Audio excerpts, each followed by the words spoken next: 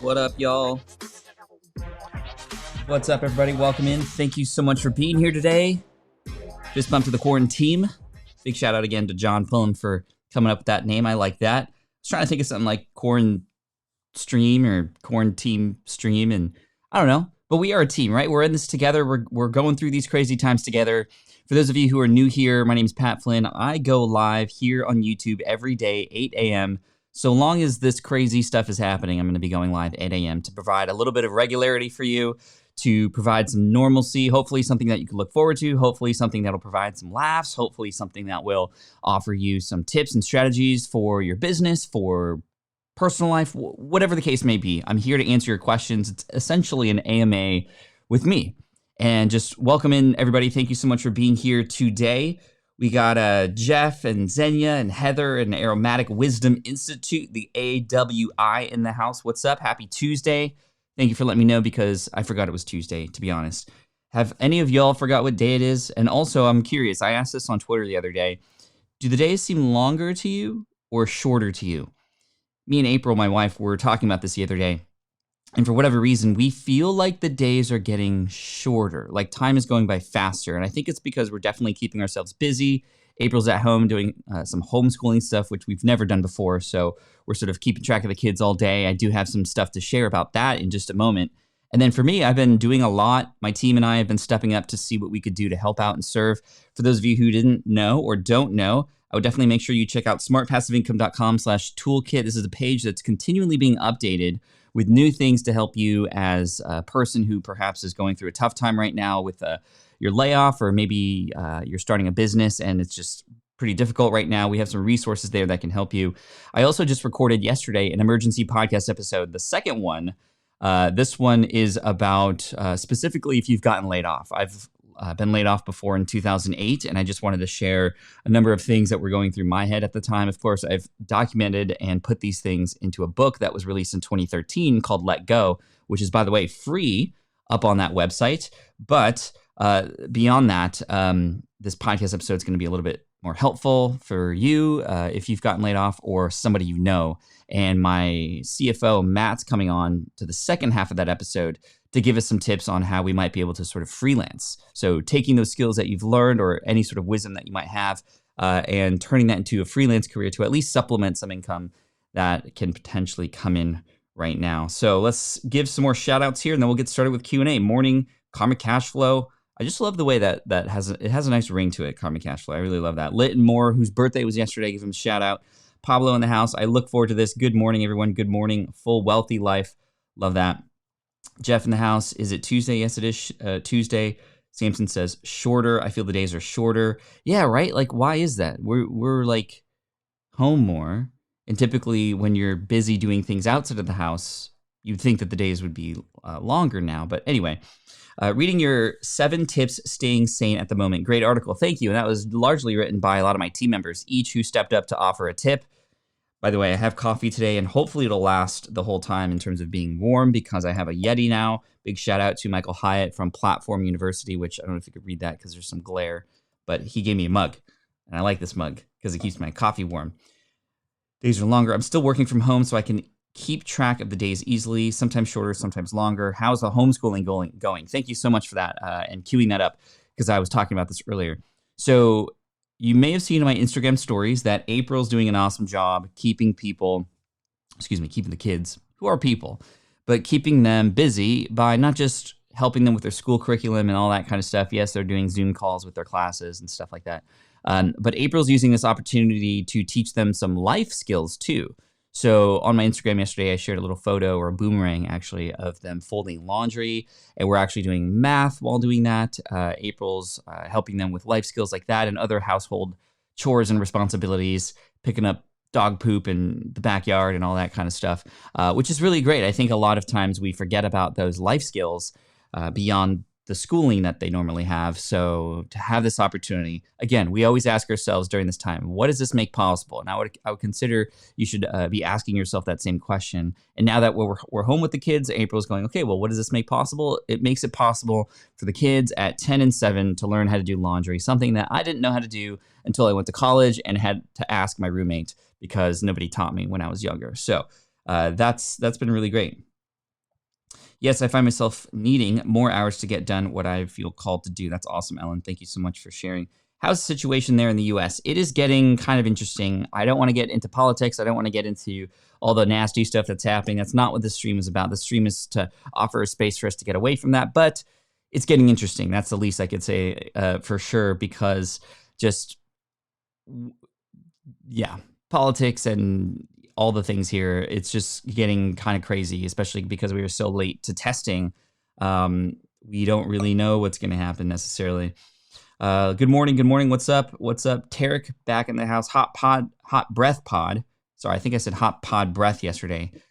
Because, yeah. Let's see. Pub question. Debbie says, if you have to travel from your home studio to do an interview podcast, what setup would you recommend or would be best? So if you are in Power Up Podcasting, which is my course to help you start a podcast, there is a lesson in there, which you'll see that I actually have brought my son on with me to do and conduct an in-person interview together. And we share a lot of the different tips and strategies and equipment to be able to do that. Now, there's a different sort of range of equipment that you could use depending on budget and price point and just sort of how technical you might want to be. The simplest way to do it would be to use a plug-in microphone like the Rode Smart Lav, which is a lavalier mic that you can plug into your phone. You can actually connect a what's called an SLC6, which is Rode's adapter that'll plug in via Lightning. That's the Rode SC6L. The L is for Lightning. And then it has 2 headphone jack inputs, but you can plug in 2 Smart Lav microphones in there, and you can each have sort of a connector. It's not going to record in different tracks, but that'll be something that you could do. Then you can use something like a Scarlett 2i2 connected to your ATR 2100 microphones or Samson Q2Us, which will allow for the sort of handheld microphones in between each of you that you could sort of just hang on and hold on to. I will say, if you are going to be doing the handheld microphone route, make sure that you let your guests know that you have to hold the microphone pointed toward your mouth the whole time. That's a very, very common thing that people just sort of forget, and they sort of just start talking and waving their hands around when you got to keep that mic set. Of course, if you also want sort of a stand or boom arms to bring with you, you could do it that way too. And then there's also the possibility of plugging in your microphones directly into a laptop and even recording them, these are USB microphones, into individual tracks. It's not as easy as it sounds. You can't just plug in microphones and then it'll read 2 mics. It'll only read 1 at a time. So you have to use your MIDI aggregator to be able to separate them into 2 different mics. And I have a video about that on YouTube. Just look up 2 mics, 1 comp, or 2 mics, 1 computer, Pat Flynn on YouTube, and you'll be hooked up. And hopefully that helps you. Let's see. Hey, Pat, says Pablo, do you have any planned dates or limits to modify buy or sell financial portfolio in this situation? Any advice for personal finance? I mean, I'm not a financial advisor, number one, but thank you for asking this. I have been following the markets quite a bit. We are definitely on a downturn. I don't know where we're at today, but I have position in Tesla, in AMD, and also Plug Power. And I might be deploying a few more funds to those sort of dollar cost averaging wise, not doing anything crazy right now to sort of take advantage of what's quote unquote for sale during this time. But again, I'm not a financial advisor and we really don't know what's going to happen. There's been a lot of talks here in the US about reopening the economy soon, even though things aren't in control right now, which is just insane to me. But at the same time, the economy shutting down for so long is also insane to me. So we're kind of in a weird pickle right now. And I'm just very glad I'm not the president at the moment. Trying to go through Smart from Scratch, hoping to get ideas to start from home. Thanks, Henry. And again, Smart from Scratch currently is a course that is a $249 course retail. We are making it free right now. You could find it here at this website, smartpassiveincome.com/toolkit. We've had hundreds of people get access to this right now, in thousands actually. And we've given away, if you want to call it that, I think nearly $350,000 worth of that course during this time. And we're more than happy to do that. We have other courses. We're still selling things. We are doing a launch for our 201, essentially our advanced podcasting course later this week. So business is still going. We are taking hits, but we also know that we have the opportunity to help with courses like that. And so you can find that at smartpassiveincome.com/toolkit. Also, Let Go and Will It Fly, which are my books. They were free on Kindle. Amazon only allows for 5 days at a time, every 90 days to go for free. So right now we actually switched it out so that the PDF files are available for free for you. We're showing my kids how to change batteries in smoke detectors yesterday. That's awesome. Somebody on Instagram stories yesterday said that they're doing life skills too, and they're teaching their kids, their young kids, their parents' phone numbers and their home address. And I thought that was a really smart opportunity to sort of just challenge the kids to memorize those things. And what a great thing to know as a kid, especially, for example, if they get lost or, lost at a mall, they can just go to a cop and ask for help and know who to call. And I think that's really cool. Hey, Pat, thank you so much for this series and all that you're doing with what you can despite things you're dealing with. Thank you. I know that a lot of people are in a much tougher situation than we are. So we're doing what we can to step up. I think that, we're not asking for anything in return. I just would love to help people. And I know that whenever we do that with nothing in return, it's sort of like, we're digging the well before we're thirsty right now. And fortunately, we're here to be able to provide for people who are thirsty, who do need that help. And over time, we know that it'll, in one way, shape, or form, come back to us too, which is really cool. Aridna says, yes, there are more opportunities for character training and life skills when you are homeschooled, for sure. Although I'm very grateful that the school that they go to, they do teach life skills. They do teach things like empathy and how to problem solve between people and collaboration. Like, I think that's really cool and should be taught in every school. Rap and combat. I do have a question that deals with burnout, depression, and being blackballed. What would be the best place to contact you for more direct advice? Thank you. This is a great place. I am live every day, and this is an opportunity to ask questions in a relatively smaller capacity here versus my email list, where I get asked 500 times a day for things, and on social media in a public forum a very often amount of time too. I would say Instagram direct message is a great way to get a hold of me, or Twitter direct message is a great way to get a hold of me as well. Xenia and Vlada says, do you know companies who help creators like you, ConvertKit, etc., want to apply help for creators in such a hard time, better than looking for a job without any purpose just for the sake of money? We've been putting some resources on that page, smartpassiveincome.com/toolkit, and there are not as many as, obviously the more the merrier, but as we find them, we're putting them there. And ConvertKit's been stepping up to offer funds. I think even just publicly asking, hey, do any of you know any companies that are sort of stepping up to help out right now? I just got an email from Audible/ACX, which is the sort of mechanism by which you post to Audible, that they will be offering 5% additional royalties for audiobook creators who are using those platforms just to help out, which I thought was really, really cool. So big shout out to ACX and Audible for doing that. I think that's really amazing. And that's for the months of April, May, and June. So if you have an audiobook, perhaps April, May, and June would be a great time to lean into that, because you'll get 5% more royalties just because they want to help out. And then also, I just want to extend my thanks to Audible and that for doing that, because that's really cool. Let's see. Soy Sauce 95 says, what's the best? Are you low sodium? Anyway, what's the best free site to record podcasts? Anchor is the free one, but I wouldn't recommend going there. And the reason why I'm typically not a big fan of Anchor in terms of starting a podcast is because if things are free like that, number one, we've all seen what happens to companies that offer things for free. Eventually, they're going to have to make money, and then advertising gets in the way, or they begin to control things, or you have to pay to play, for example. So it can be very difficult. Plus, if they don't get that cash injection, then what's going to happen is they're going to do what SoundCloud did when they went into the podcasting space. They went bankrupt, and as a result, they've had to get funding. They almost went bankrupt twice, and they got initial funding, #funding secured, and they were able to sort of save themselves. But that was a very tough moment, especially for a lot of the people, especially musicians who are on SoundCloud. When it comes to podcasting, I do recommend spending just a little bit of money up front on a host that is reliable, like Buzzsprout or Libsyn, two of my favorite. And part of this also is that when you actually spend money on something like that, especially a lower fee, it doesn't matter. Any sort of money that you're spending for it will be skin in the game for you to be encouraged to actually follow through. I'll tell you, I think that I heard a statistic once that on Anchor, I think it's like 95% of the podcasts that started on Anchor because it's free aren't going anymore. It's a very small percentage that are making up the bulk of the listeners on Audible.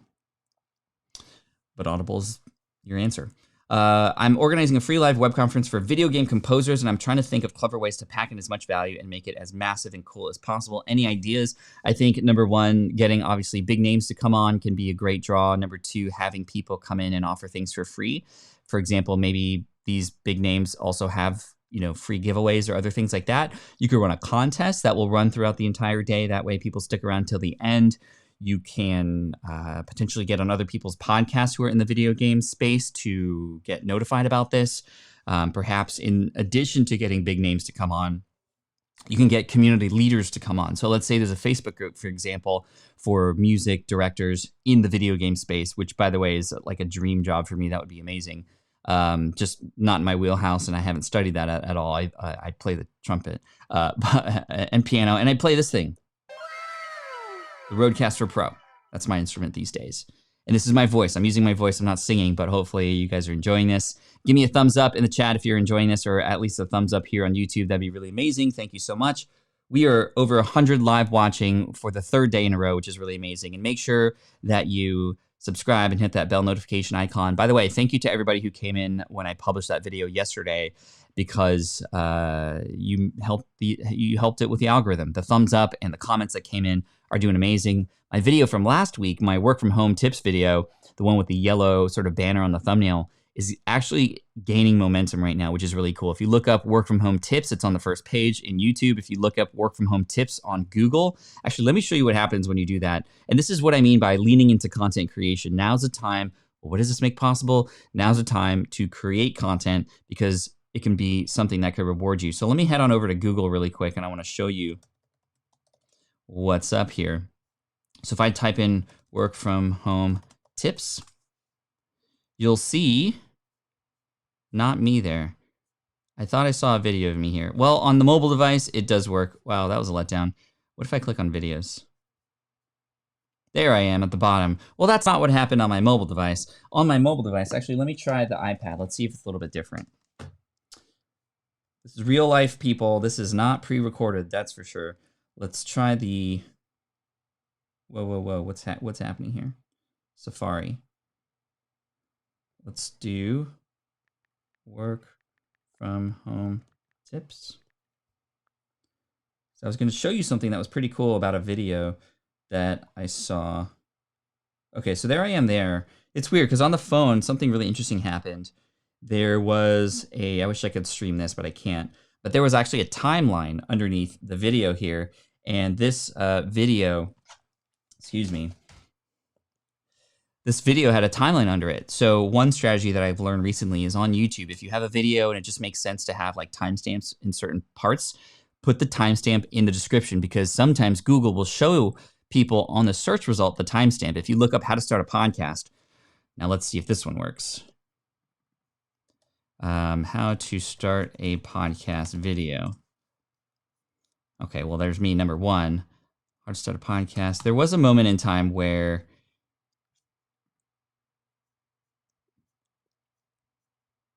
there was I want to prove this to you guys. Okay, with Google timestamps, video, how to make the most video timestamps results. Actually, okay, so if I go to here, there should be something that looks like this. Okay, so they switched it to their own example, but they were using my example at the time. So sometimes these videos have the pop-ups show up. So as you can see down here, there's sort of like timestamps that are showing up. So if you have videos where you can mention the sort of time situation, that would be a great thing to do. Anyway, may I know what tool you're using for screen sharing, says Hugot.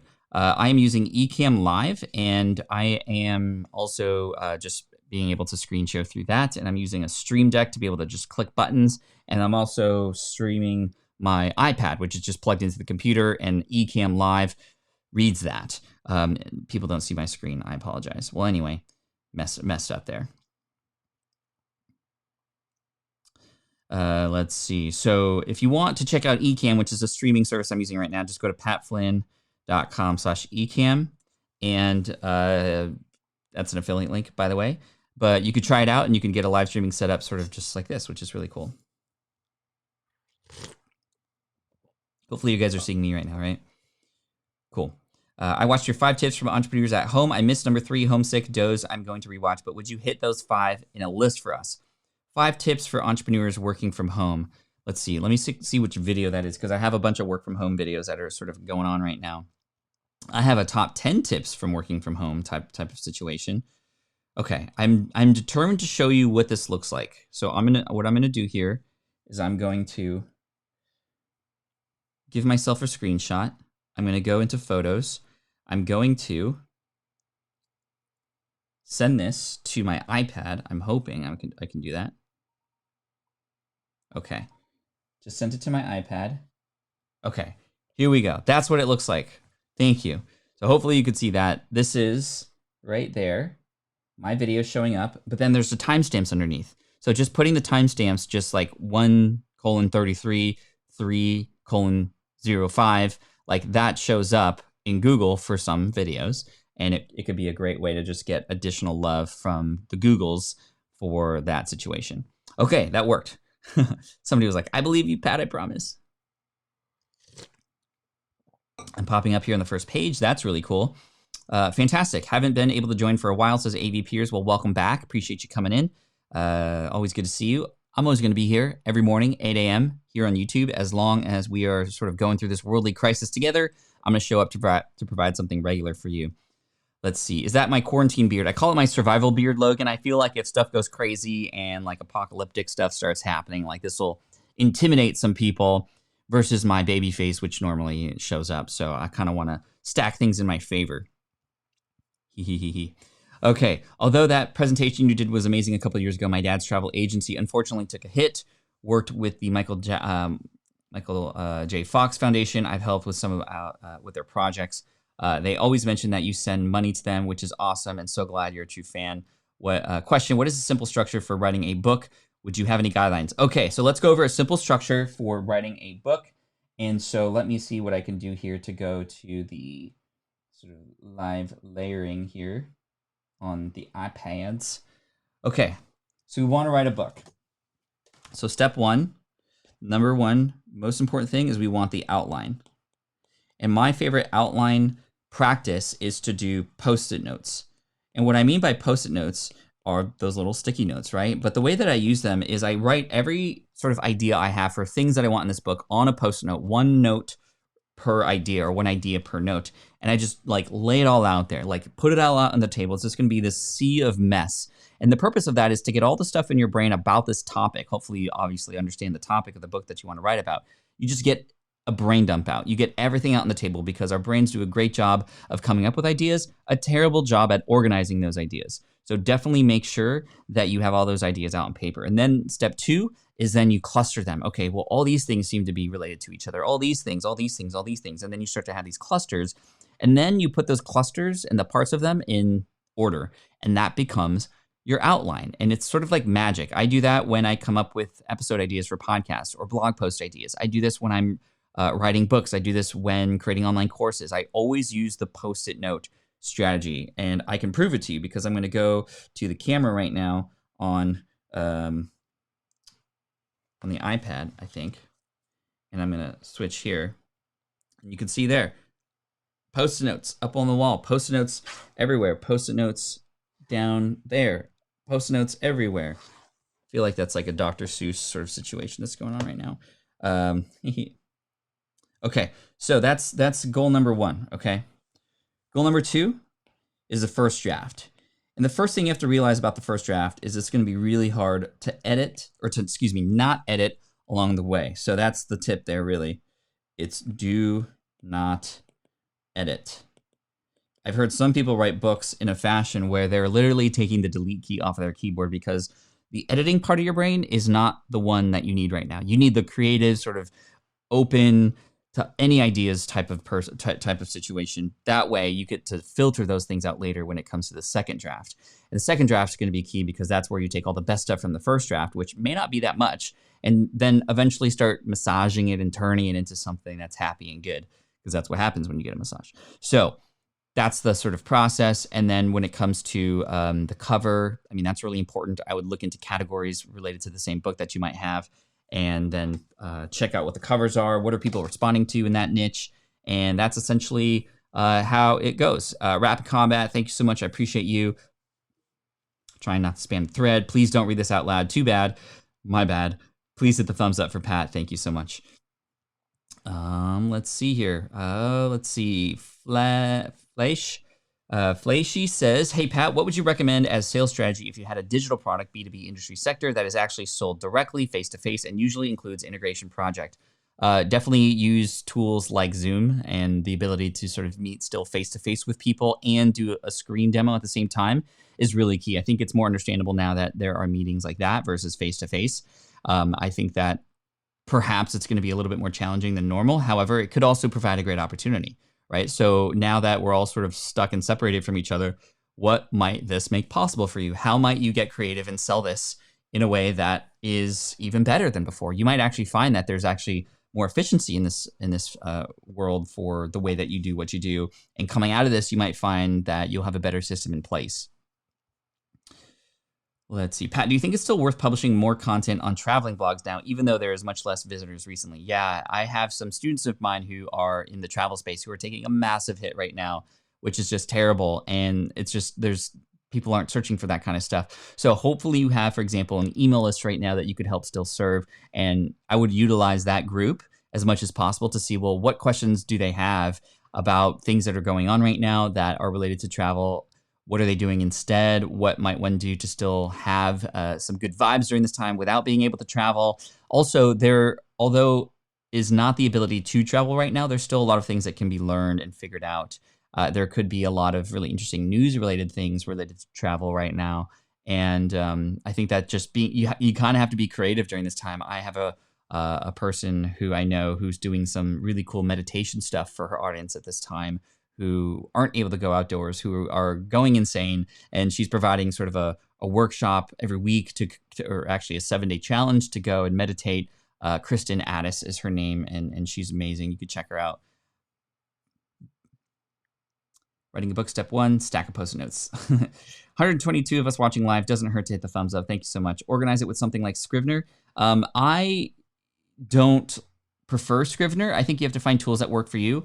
To finish this off and to cap it off, the way that I would then tackle the book writing process is after I have those outlines, right? Like literally Post-it notes, I would take one Post-it note and just focus on that one Post-it note at a time. That way you're not sort of bogged down by the whole giant thing that you have to do. You're just focused on one at a time. And what really helped me is using Google Docs to essentially write blog post like content for that particular chapter. And then eventually after the first draft, you can begin to connect everything together and all that kind of stuff. All right, let's keep going here. I did that. Pat, your info is always outstanding. Just wish I had passion and matching skill set to come up with a business. I know you can't help me much with that, but I've spent many months trying, frustrated. I completely understand, Scott. It can be very tough, and especially when there's a little bit of pressure. I would recommend checking out the first few chapters of Smart from Scratch, which is currently available for free, smartpassiveincome.com/toolkit. That's going to give you a sort of workflow to go from bunch of ideas or no ideas to honing in on an idea in particular that you might be able to use. And, really it just entails a brainstorming process that's a little bit structured. It's called the 7-7-7 exercise. And what that does is it has you sort of write down 7 problems, 7 pains, and 7 fears that you might have. And what you can do from there is sort of like pick the one that seems to be most interesting to you. That's not what your idea is going to be about. It just is important to have some seeds of ideas that come from you, and then you can do research within that space and find a problem or pain within it. And there's a marketing map exercise that I actually have people run through, and I'll give you a preview of that. I love using the iPad right now, which I'm having a lot of fun with. So let me go here. So 3 here would be like blog post, like writing. So pulling one at a time. But anyway, let's go back to what we were talking about earlier, and let's talk about the market map exercise. So when you are traveling anywhere or getting into new territory, what do you need? You need a map. So we're traveling into new business map market. No, I'm totally sorry. Market map. So when you have an idea, for example, this is what I want you to do. Oh my gosh. Okay. I can I can do this at the same time that I'm talking. This is quite difficult, actually. That if somebody's coming in now, they're like, what is wrong with this person? Okay. So what I want you to do is find the 3 P's. So let's say, for example, your target market was, running a marathon. That's your target market for right now. Maybe that's going to be your idea, maybe not, but we need to understand more about the space before we make a decision one way or another. So you're going to find the 3 P's. 1, 2, 3. The first is places. Oh, sorry. My fingers are not helping me. Places. And then you start listing all the places that your target audience exists. These are websites, groups, forums, conferences, online, offline. Where might they be? That's what we want to know for places. Then we want to find the people. Who are the people that have already earned the trust with people in that particular space? Who are the influencers, the leaders, the authority, the top social media accounts? They may overlap a little bit with sort of the places people, or the people who own those places, for example. But we want to list all those people out. These become people that you should be looking to build a relationship from, that you can get inspiration from, that you could potentially partner with down the road. And then finally, we want to know the products. And then list the products, and also try to list out the price points just so you have that data as well. And when you put this in a spreadsheet, or you at least even just write it out, it already and immediately teaches you a lot about, well, what that space is like. You can then go, okay, well, where might be my position in this space? Is there room for me anywhere? Are there any places, especially when you're looking at products and the reviews for those products, is there anything that's sort of failing and not working that you could come in and provide help for? Are there... is this a space that you want to get involved with now that you know the people that are in there? Do you want to kind of match up to them and compete with them and compliment them? And is that okay or not okay? So what I'd recommend doing is taking a few of those seed IDs that you have, plugging them into this market map exercise. Again, places, people, products, and then you can begin to understand, well, yeah, I want to go down this route. Let's go a little bit further and start having conversations with those people in that space. Or nope, no thanks. I'm backing up and I'm starting again from scratch somewhere else. What's the best way to create an email list? So the best way to do it would be to go to the toolkit page, smartpassiveincome.com/toolkit. There is a 0 to 100 email challenge, a 3-day, 72-hour 0 to 100 email challenge there that, yes, can still be worked through during these moments in time. Just don't be tone deaf when you start this process to what's happening, but this will help you get to 100. I've had a few people get to 1,000 using the strategies that are there, and it doesn't require you to buy anything. You just sign up, and every day you get an email with instructions on how to help you. And then step 2 would be then to put them into some email service providers such as ConvertKit, and then you're able to manage that list and send emails, get an autoresponder up, those kinds of things.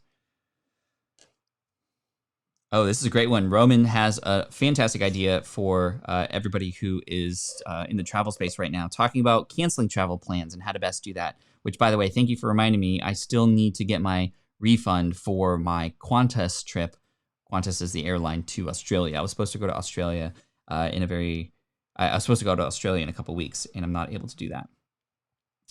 Diego says, if a course is selling on a platform like Udemy, would you consider it validated, or would you still go ahead and pre-sell your next course? The course would be basically the same thing. If it's selling, if people are spending money on it in any way, shape, or form, honestly, even if it's $1, that's validated. It's getting over that free line that's going to be really key. And if it's already validated there, then yes, I think that you have the opportunity to essentially create the course elsewhere. And number 1, likely have a lot more control with it. Number 2, make a lot more money with it. And number 3, take better care of your students there too, versus on Udemy, where sometimes I remember hearing a story about somebody who had a course on Udemy it was being sold for like $99 or something. I can't remember the price point exactly, but they woke up one morning to the tune of 2,400 new students. And they were just like, they were ecstatic. They were like, I can't believe we have this many enrolled students.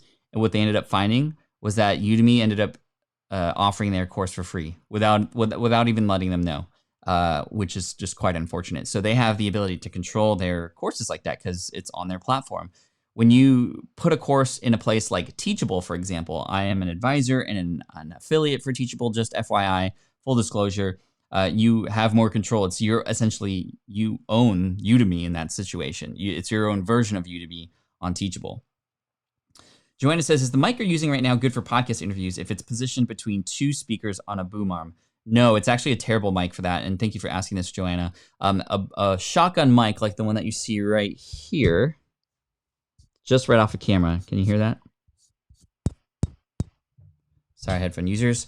It is directional. So essentially, if you imagine a beam of sound collection, like coming off of the front end of this, it's literally pointed right at my mouth. If somebody were sitting on the other side, or if this was pointed down, what it would capture would be the echo or the sort of tinny sound, and it would be very distant. So a shotgun mic like this will not work very well. You need a more omnidirectional microphone. There's a microphone that I actually did a review of. Let me see if I can find it really quick. youtube.com/Pat Flynn.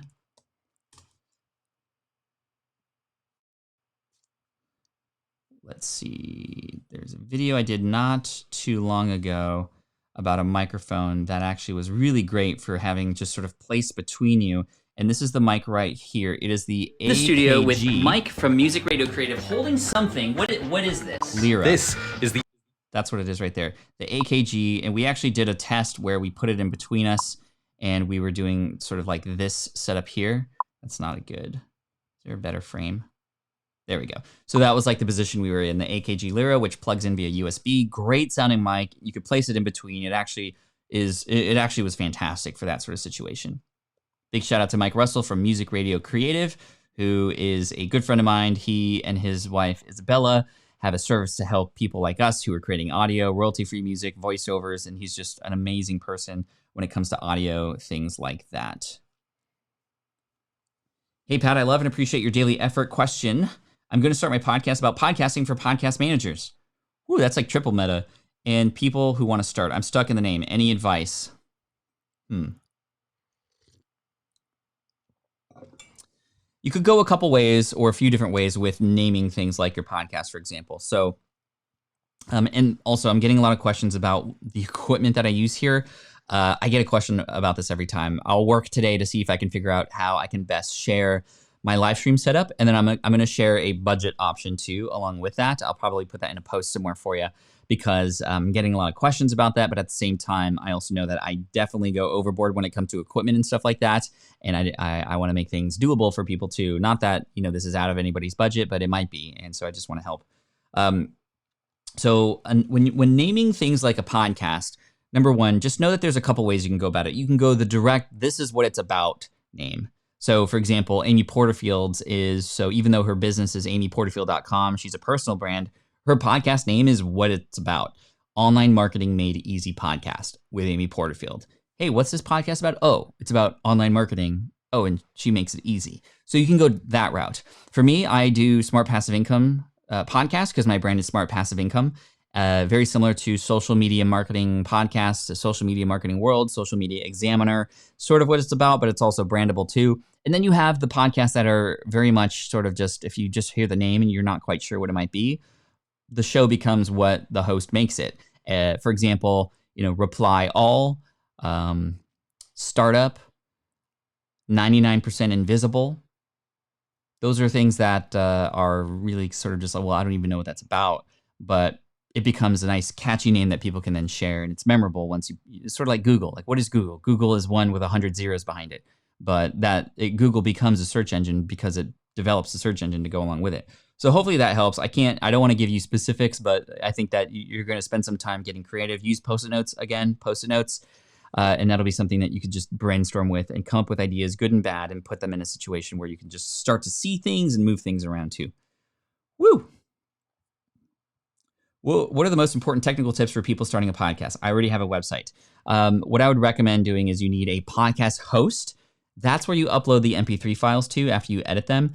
And then your host is what provides what's called an RSS link. That RSS link is the thing that makes all the magic happen. So Buzzsprout, for example, you get an RSS link. That's what you submit to Apple. That's what you submit to Spotify. That's what you submit to Stitcher and all those other directories. And when you upload MP3 files and all the data that you have about your show, which is in Buzzsprout or Libsyn, your podcast host, it automatically feeds and gets dispersed out to all those places. So that's why a podcast, although a little bit more upfront loading in terms of technical setup, it's actually quite simple once you get it all set up, which is really great. Hey, Pat, I'm trying to build a home studio for voiceover in my small closet. I was wondering if acoustical panels are just better than acoustical foam. Why do so many people recommend acoustical foam? I mean, I've done videos and have run experiments, albeit not completely scientific about them. And either one works. Acoustical panels are a little bit more expensive. They're panels because they just come in larger pieces versus foam, which is typically in smaller chunks and a lot cheaper. Acoustical panels also have typically an air gap in between the foam and the wall, which adds for an additional sort of cushion for the air and the sound to be absorbed into. But the closet will work. I mean, you don't need to have acoustical foam or panels, but going into a closet where you have clothes and furniture and carpet, I mean, that's better than acoustical panels, to be honest, but it just might not be the perfect situation. I also don't know the size of your closet too. You could have one of those giant ones where it could literally echo in there, so I'm not quite sure, but just trying to help out. And what's up, Hassan? Good to see you here. Thanks for being here today. Let's see. Is there a company that will edit full podcast episodes down to 30, 60-second highlights for social media promotional purposes? There's a lot of people stepping up to provide that service. There are also a lot of tools that you can use, like repurpose.io, wave with 2v's.co, and splasheo.com. Those are just a few. And I would recommend looking up on Google. You could probably find a number of different offerings and agencies there that could do that for you. You're still going to have to find a piece of your own that you want to share, though, and then they'll doctor it up and make it great for you. Versus what I think you're searching for is like somebody to just listen to your show and then start taking clips that they think will be great. That's ideal because then, of course, that you don't have to do any more work after you record your podcast episode. But even a person that you hire is going to need some guidance. Let's see. What is the best way to choose a topic for your first YouTube video? Are there any analytics for YouTube that shows popular keywords? Yes. vidIQ is a tool that I use to search up popular keywords and to see what might be the best words to use in a video. Also, just the auto-populate is a great one too. If you just start typing in keywords, you can basically see what other keywords people are typing in related to that.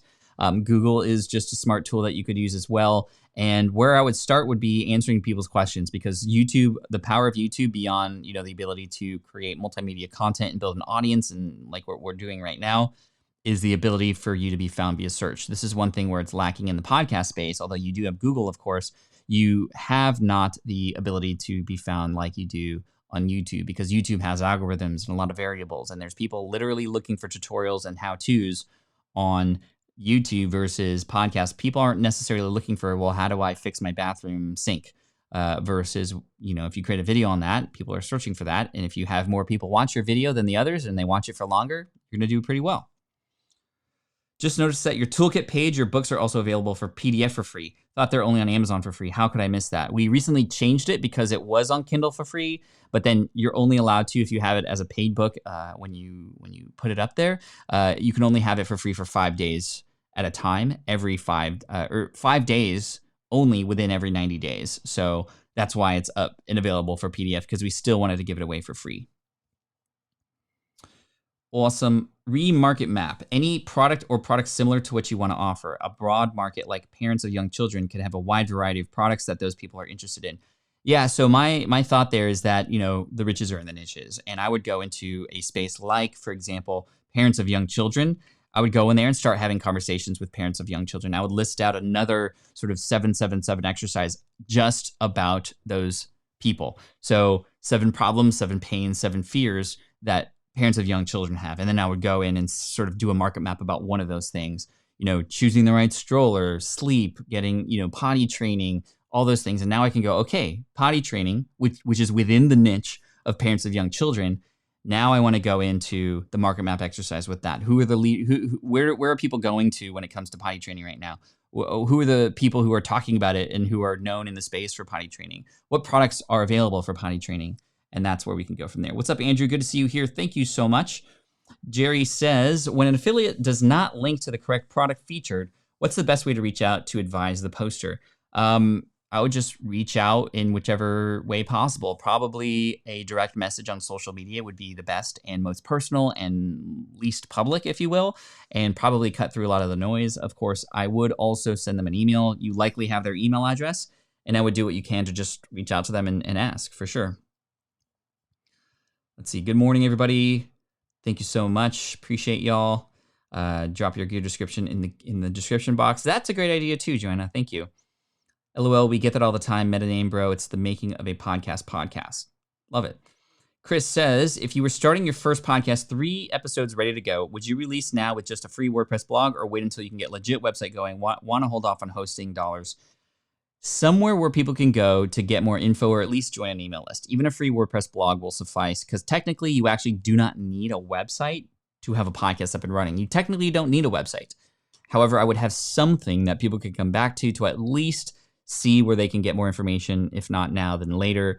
Perhaps grab an email during that time, provide more information. Like that at least is what I would recommend. And then at a later time, you can customize it and start to, invest a little bit of money into that. David says, what are some tips for sharing community resource in a DIY technology niche I'm just starting to learn about? Hey, Pat, any tips for starting community and resource in a DIY technology niche I'm just starting to learn about? So obviously there are, platforms like, a website, a podcast, a YouTube channel to be able to provide and create tips. As far as community, even just starting out with a Facebook group could work, although there are a lot of tools right now that are coming out that are available to help bring communities together in different kinds of ways. There is one at Mighty Networks. I did an interview with the founder at Mighty Networks. And there's also a new and up-and-coming tool called circle.so, which is available as just sort of a waitlist right now. But I am working with that company along with my CFO, Matt. We're working to see what we can do to sort of shape that into something that could be the best community tool ever. So circle.so. And I think that you just need a combination of providing great resources, a place for people to come and interact with each other, and you showing up as a leader and to be able to answer people's questions. Those three things combined, I think, would be a great way for you to sort of start building this community, to start showing up, and to start becoming a leader. Let's see. Hugo says, how do you create that cinematic look for your video? Tips for lighting, please. Yeah. So, man, lighting is so important. Number one, backlighting. Like if there were large, like if I were to, let's see. Lighting is so key. I'm going to see if I can do this on the fly here, but let me get my camera up for you on the iPad so we can just see live sort of what this looks like. Okay. So this is my setup here. So this is my sitting. I'm sitting here. That's my DSLR camera. That's a monitor. That's the big giant light that I have. This is an Aperture 1200 Mark II, and it's pointing at me sort of 45 degrees. So that's providing this light here. And typically that's all you need. It's super cinematic and dramatic. If I were to actually turn this light off here, you'll see that it's very, very cinematic in the way that it's like, most of my face is lit here, but it provides a nice dark shadow under here, which makes my face pop a little bit. The beard also helps too. But as you can see, there's a shadow right here under my neck. This is what you want because that's what creates the cinematic effect, the sort of wash on one side and dark on the other. That contrast is really what's key. Now, on the live stream here, I turned this guy on because I want it to be a little bit less dramatic, but I still want it to look good. Oh, yeah, okay, good. And then that light here is called an ice light. It looks like a lightsaber, and yes, it is on a switch pod, by the way, and that just provides a little bit of fill on the other end.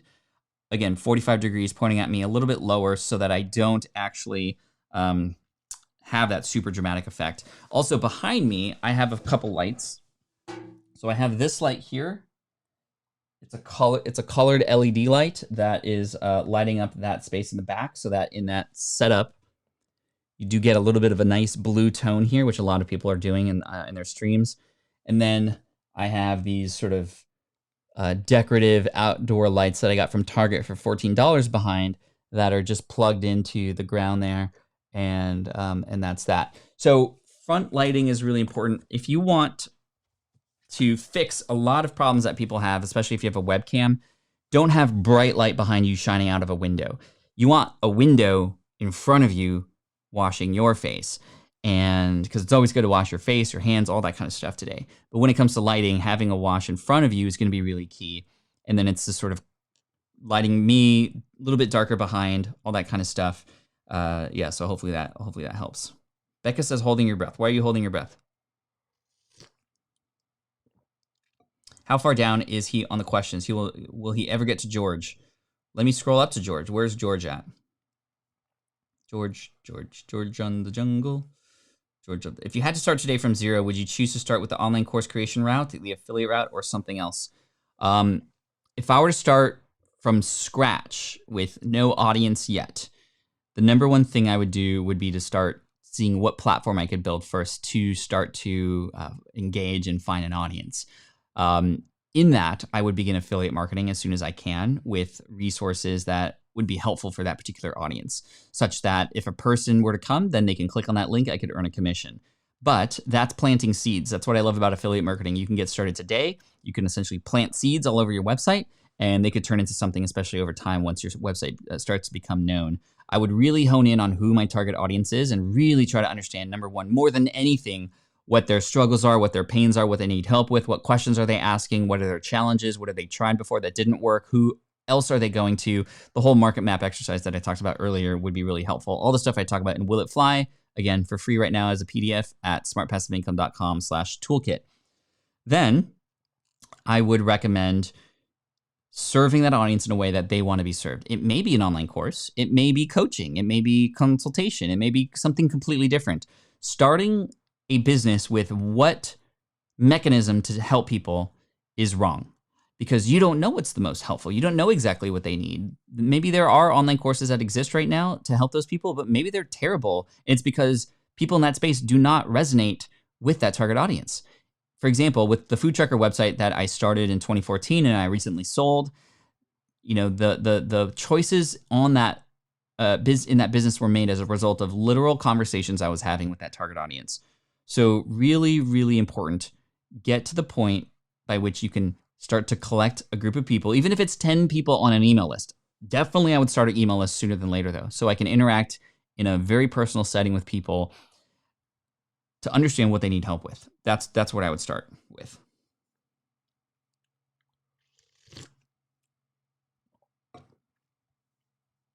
Okay, based off this question and response, what are your thoughts on how Discord is growing? In my opinion, it's becoming a new social network that can perhaps join the big three. Discord, I first got into Discord when my son and I played a lot of Fortnite, and we joined a couple Fortnite Discords, and I actually connected with a few friends, like literally friends who I made playing Fortnite. Like the old dudes playing Fortnite found each other, and we all created a Discord together, and it was a really cool online chat, voice chat sort of situation, and I'm really excited about it.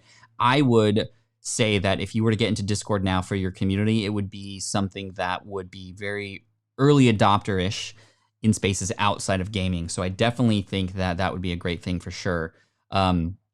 So yeah, I think it definitely has legs to do that. Typically, it's used by a lot of kids and gamers at this moment in time, but I know a lot of even well-known people are starting to use it to bring their communities together too.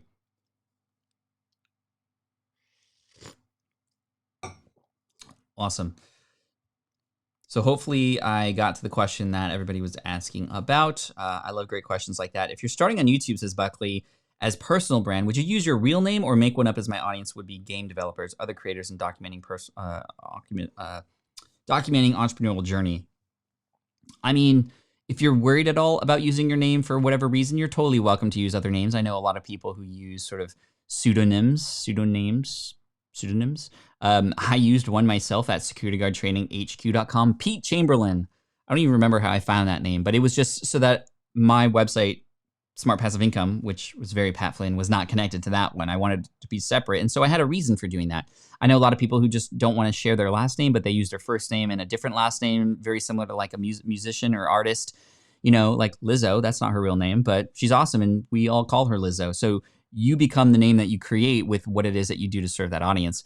And so I think that it really is just a choice you have to make, and then you go forward with it. It doesn't really matter what you do, although I do agree that the space that you're getting into is really fun and exciting. Megan says, hi, Pat. I'm new in the pup course. I have a website for a business I'm not actively using anymore, but may go back to if possible. Should I start a new website for my podcast or use the one I already have? Well, if you have the one that you already have, this may be the kickstart to bringing it back to life, and it just can essentially be the housing excuse me, or the place where your podcast is currently housed. And I think that that could be great because then you can sort of fast forward ahead and not have to worry about building a new website for now. And it could be the opportunity for you to bring it back later, if and only if the topics are ones that make sense. Plus, this website already being available can be an opportunity for new people to come in via Google. And maybe they're coming in from old articles or what have you, and now they see your podcast. So you can actually capture more podcast listeners by having a website, having the website go out there and have articles, for example, that maybe already exist that bring new people in. And then boom, right there on the homepage, you like, hey, brand new podcast, here it is. This is what essentially the whole website's about now. And you can start to expand from there. Wow, thanks for that very detailed response. I'm going to try that. Awesome. Really, really great video setup. Very cool. Got some things to get done, so I'm going to make a tree and get out of here. Love it. Thank you for that. That's a Back to the Future reference, by the way. Just Samson, what's up? Welcome in, my friend. I think you've been on every single one of these. I appreciate you. Is it possible to add timestamps when you show comments on the screen? I get lost at times. I don't know how I might be able to do that. Although it says live 56:28. There may be a way to do that. I'm not exactly sure. Actually, let me test. If you don't mind, let me test something really quick with the iPad. I want to try something. I want to try something live. So if I were to go to Procreate, which is, yes, the name of this app, Procreate, and I'm going to create a green layer here. Let's see. All right, I'm going to create a green layer. Oh, it does work. Okay, why is that a brick wall? That's super strange. Camera effects, okay, green screen. Okay, so that's what it is. And I think that I want to, no, that's not what I want to do. Why is it brick? How do I get rid of the brick? That's super weird. Yeah. Okay, I don't have just like a regular home office. Okay. So I'm just testing because on my screen here, I don't know if you could see. So this is what I'm seeing here on my iPad. It's literally just green. And I'm trying to find a way where I can just have it. I can just have it be blank. Like I don't want a backdrop. Thanks for the thumbs down. I appreciate it. And then I want to like draw on it and have it show up on the screen, right? Like, but I don't want the background on it. I want like the ability to draw on me. I can even draw like a mustache on me or something. Anyway, I'll play around with that later. Sorry, just Samson. I'm just trying to help out, and the reason why I'm spending so much time on you is because you've provided so much value being here already. I appreciate you for that. All right. Whoa. We got a couple super chats in the house. What's up? George, thank you so much. I appreciate it. Thank you so much for answering my question. You rock. Thank you, George. If any of y'all see super chats come in, let me know because sometimes I miss them and I hate to do that. Super chat from Dominique. Dominique says, you suggested Calendly. Works like a charm. Thanks. Calendly is great for having you go, okay, guys, like let's get on a call. Here are the times that you can call me. And these are the times I'm available. So it's just so great for calendar management, for sure. That was just the brink that I need to keep seeing. In the last two vids, I am not going crazy, LOL. Pat, if I wanted to interview someone today with the situation we are in, how can I do that? You can interview somebody using a tool like Skype or Zoom, which are free, or you can use a tool like Squadcast, which is a great one because then you can actually have each other's audio be recorded locally on both ends, and then you get to keep it on your end afterwards. You can download it, and it just sounds really amazing. Whoa, Rap and Combat, super chat, $8 from Rap and Combat. The riches are in the niches. Infinity Wisdom on day 8 at that. Thank you so much. And by the way, just so y'all know, all the super chats that have been coming in as a result of these daily streams, they're all getting donated to the San Diego Food Bank at the end of the month. So just keep that in mind, and thank you all so much for the support. You can record an interview via Zoom. Yep, that's what we talked about. I'm curious, for all the viewers in here, are you on mobile or PC right now, if you don't mind, Pat? Don't mind at all. Let's do that. Have you used 3D Unity? I have not. Hey, Hugo, 125 PHP. Thanks again, Pat. We have the same Rodecaster. I love the Rodecaster. It's awesome. Thanks for all the super chats, by the way. There are a lot of people in need right now, and all that income is going to them. Hey, Pat, I'm happy seeing you live. Thank you for your work with us. You're welcome, Smita. I appreciate you, Smita. Let's see. Any other questions that I missed here? Starting my DIY tech community follow-up question. Concerns over positioning myself as a fellow student with the community. Perhaps I can do interviews with experts to provide value beyond my knowledge. Yeah, and that's the way to approach it for sure. Plus, as you discover things, even though you're a student, you can be a really helpful student. Like, why does being a student mean that you can't help? I think that perhaps, and the reason I'm saying that is because with Green Exam Academy, which was my website to help people pass an architectural exam, I mean, I was literally just a couple steps ahead of people, and people were so much more responsive to the tips that I was teaching versus the tips that were coming from the legit people who were writing those questions for that exam that I was helping people with. People prefer to learn from people who are just like them, who are just a couple steps ahead, and you can use that to your advantage. Plus, stepping up and being an authority by association is really key. I mean, for example, our good friend John Lee Dumas, Entrepreneurs on Fire, he was on the stream yesterday. Big shout out to John. He became an authority in the entrepreneurial space. How? By interviewing thousands of entrepreneurs. You can't help but become an authority. Number one, you're also learning at the same time. But number two, you have connections now. People on the outside go, whoa, John is connected to Seth Godin and all these other amazing people. He must know something. And of course he does. But at the same time, he's very smart in utilizing the podcast to, by association, build authority at the same time too. PC, Mac. Wow, a lot of PCs in the house. That's awesome. iPad, Squadcast. Yes, thank you. All right, so we're at the top of the hour, but I'm feeling the good energy in the room. We're at 150 people, which is great. Hook me up with a thumbs up if you have the capability to do that. And I'm going to ask you for a quick favor right after this stream ends. But before that, let's go for 10 more minutes. You guys down to go for 10 more minutes? I did not hear the kids come down the stairs.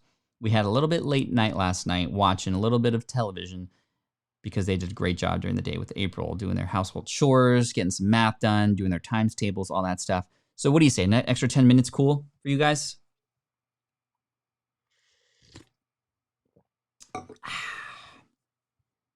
Awesome. I'm always curious how people consume their media. Thank you, scratching my itch, people. That's awesome. Yes, sir. 27-inch LOL. I need all the screen space. This is a 27-inch back here, just to give you some perspective. PC, Mac, PC, phone. Cool, glad you got it. Okay, let's go up. I think I missed a few questions here. I apologize. I've just been scrolling around. Smart from Scratch gift was well appreciated. Thank you. I've utilized what I learned. That's so great. I'm very thankful you said that. Smart from Scratch is a course that I normally sell for $249 for people starting a business. It's available for free during this time, and it's free until we all get out of this together. And so far, we've given away essentially $350,000 worth of that course. And you can all check it out right there, smartpassiveincome.com/toolkit. Let's see, what kind of tea are you sipping today? I'm not sipping tea, I'm sipping coffee. And coffee is something that I'm a huge fan of, big fan of Mostra coffee. Mostra have their sort of reserved card right here, which gives me some special deals. Mostra coffee, my favorite coffee in San Diego and in America. My favorite coffee in the world, Australia. Absolutely Australia. Of course, 10 more. Let's do it. Thumbs up. Fantastic. Let's do it. Disney Plus. Yes, we are watching Disney Plus for sure. We watched Frozen 2 the other day. Into the unknown. And all this kind of stuff. So, yeah. Clean Feed. I've not seen Clean Feed. Clean Feed. Thank you for letting me know about that. I love exploring new options there. But I am, just for full disclosure, I'm an advisor to Squadcast. Love the guys over there. Super young, super motivated, and they are creating something amazing. They're actually growing quite fast right now. Squadcast. smartpassiveincome.com/squadcast. Visit retrosetup.com. You're so great, Pat. Lots of emojis. I just sold my Logitech C920 for $250. Every cam on Amazon has been bought. Wow, I didn't even think of that. So I know toilet paper is going. I also know that Zoom is going big. But you're right. Cams on, like webcams that are great because everybody's on a webcam now. Wow, that's really amazing. Congrats on selling that. I have an extra one lying around. I need to find it now because I don't need it. The webcam that I'm using over here, back over there, is a Logitech Brio, and that's like a 4K HD high-tech version of the Logitech C920. But if the C920 is going for that, wow, that's incredible. You'll need to try Colombian coffee. Maybe I'll have to send you some. I would more than happy to receive it. Thank you. Are you doing any personal challenges during this time you have at home? I mean, not at the moment. I will today starting to get back on the rowing machine. I've been so all hands down, heads up. No, heads down, hands up. Is anything up? Heads down on just creating resources to help all of you. We do have another podcast episode coming out very soon, an emergency one for those who have just gotten laid off, and sort of what you can do and how you could reframe that mindset and be okay with it. Tip number 1 is know that you're not alone. And tip number 2 is it's okay to be frustrated. But tip number 3 is it's not okay to let that frustration get in the way of what your next steps might be and what you have to get taken care of. So that episode's coming out probably in the next day or two. It's an emergency one that doesn't fit into the sort of numbers that we have. And that's something that me and then Matt will come out at the end, my CFO, to talk about freelancing and how you can take some skills that you have after getting laid off and potentially start to supplement some of the income that you might need in the meantime. Super chat from Michael. What's up? What has helped you the most in growing your channel? So we're talking about YouTube, I'm assuming. The thing that's helped the most is number 1, being consistent. And for a while I was consistent 5 days a week. And I even found that going consistently, 1 day a week was just as good. Just that consistency is really key. And also when you're consistent, you're giving YouTube more opportunities to find videos that can then pop. I recently had a video that was about working from home that's popping right now, which is really great. And that's been really fun. So that's number 1. Number 2, just legit getting to the point when answering people's questions on those videos. And number 3, collaborations. I haven't been able to do a collaboration in a while, but this is how a lot of people grow quite quickly, is by getting onto other people's channels coming onto yours, doing a little cross promotion. Collaborations work really, really well. And if you have the ability to do that, I would definitely make it happen. Ursula says, yeah, I couldn't find the ATX 200. I don't know what the ATX 200 is, but the ATR 2100 regular has been discontinued. The ATR 2100X has come into light, and the difference is it's a little bit more powerful. There's a USB-C connection. However, the Samson Q2U microphone is really great. If you go to kit.co /Pat Flynn, you'll see a couple setups there for my podcasting situation if you want to check that out. All right. What is Super Chat? Super Chat is a way for you to essentially pay me a little bit of money to have your comment be sort of featured at the top, and I'll definitely notice it, and I'll give you a shout out, of course, although that's not something that all creators do. Most do. But all the income that comes in will be donated at the end of the month for my Super Chats because, I'm just here to help. But yeah. So Ethan says, thanks for the advice last night about doing a study guide like you did for a lead exam, but for massage therapy, I already got my domain and have installed WordPress to get started. Awesome. Keep up the great work. I just heard the pitter patter of little feet come down the stairs. So we're going to go for 3 more minutes here. And then again, make sure you hit that bell notification icon after you subscribe so you can get notified when we go live again tomorrow. Again, every single day here on YouTube, 8 a.m., I'm here to go live for you to create something regular, something that you can look forward to, something that keeps me getting up in the morning. And I just want to send good vibes your way as we are all going through this together. Hit that thumbs up button if you have a chance. And I have a favor to ask of you in just a moment. But for right now, just a few more questions for you. I'm offering podcast editing skills to companies now. I think it's important to have good marketing now and win after the disease ends. How can I offer to them except editing? Or what can I offer to them except editing? What I would instead ask is, well, what other things do they need help with? So perhaps it's a cover art refresh. Perhaps it's an audit to go through their existing podcasts and discover, well, where are their keyword opportunities that were lost? Where are they lacking in the description for their show? It could just like a podcast audit would be amazing, actually free lead magnet that you could offer, or maybe a paid service after that could be really great. We may have to do a super chat to find out about his coffee.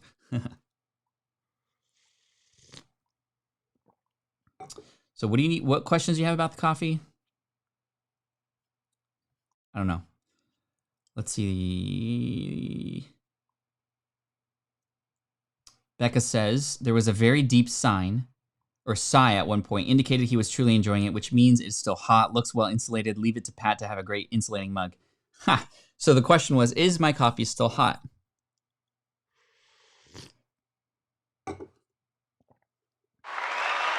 The verdict is yes. Big shout out to, this is a Yeti mug, by the way, which is keeping it well insulated. Wow. This is a great. Longtime listener, Pat. Thanks so much for Smart from Scratch this. Kent. Okay, I'm going to answer. I'm gonna go with Ellen, Katie, and Joanna. Yes, it is still warm for sure. So Ellen says, super grateful for these live streams. They're keeping me motivated and grounded. Thank you, thank you, thank you, thank you. I appreciate you. Come back tomorrow. Katie says, starting a business to create a space for moms to develop talents while their kids are still young. What do you feel would be helpful for this audience? Start with writing, podcasting, courses. I think all of them would help, obviously. And I think the more important question is, which one would you get excited about doing more often? Which one would, a year from now, would you be more excited about? I think that no matter which one you choose, in a niche like that, I think that really it's really dependent on what you are passionate about and want to step up and step into. I know that space because I've researched it before. All of them work. I think now the question is, well, what gets you excited, and how can you position yourself there in a way that makes you stand out, that helps show your authority, that helps show how you show up. I think definitely a website is important, obviously, whether you have a YouTube channel or a podcast, for example, to have a place to bring people back to offer more resources to. But I would say, you're at a point now with this decision to pick something that's really exciting for you. Awesome. Hey, everybody. Thank you so much. I'm going to head out. I have a lot to do with the kids now, and my coffee's still warm, which makes me really happy. Just want to say thank you for all the super chats today, and come back tomorrow. I appreciate you. I'm going to be here. I hope that you'll be here too. Tell your friends. Let me know. And the favor that I have to ask you is if you can go to my latest video, if you go to youtube.com/Pat Flynn, or you just click on videos, I have a video that just came out that looks like, the thumbnail looks like there's a superhero pushing a rock up. And that's 5 things that you can lean into as an entrepreneur right now. And I recommend that you definitely watch that video. But if you have the opportunity to go there, leave a comment, hook me up with a thumbs up. That really helps with the algorithm. And it's just a small favor I want to ask for doing this every day. The super chats are just a bonus. Thank you so much for that. But if you can go to that video, give me a thumbs up, leave a comment. That'd be really helpful.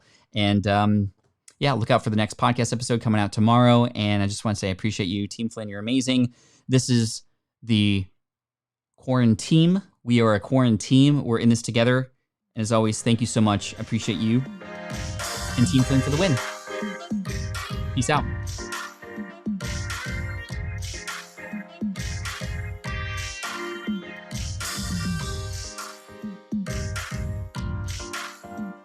Thanks for the super chat, Hugo.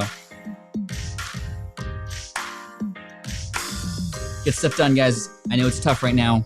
What does this make possible? Do what you can to chip away at that. I know that likely you have a lot of time that you need to spend with the kids, keeping them in check. And if you don't have kids, let's make the best of this. We're in this together. Thanks again, and peace out.